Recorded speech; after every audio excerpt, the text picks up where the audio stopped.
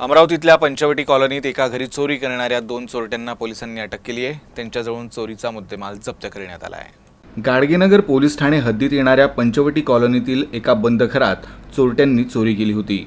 या घरातून चोरट्यांनी सोन्या चांदीचे दागिने आणि रोख तसंच सीसीटीव्हीचा DVR असा एकूण 37,000 रुपयांचा मुद्देमाल चोरून नेला होता।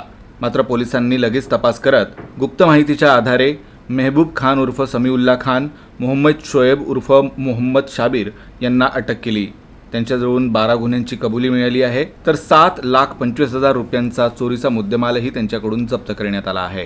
डिटेक्शन झालेला आहे आणि मोठ्या प्रमाणात त्याच्यात रिकव्हरी सुद्धा त्यांच्याकडून मुद्देमालाची करण्यात आलेली आहे। यामध्ये आणखी रिकव्हरी करण्याची प्रयत्न सुरू आहे। जेवढे मुद्देमाल गेलेला होता आतापर्यंत 7.5 लाखाचं सोनं आणि चांदीचे दागिने हे या आरोपींनी ज्या व्यक्तीकडे विकले होते, ते ज्या सोनाराकडे ठेवले होते त्याच्याकडून रिकव्हरी करण्यात आलेली आहे।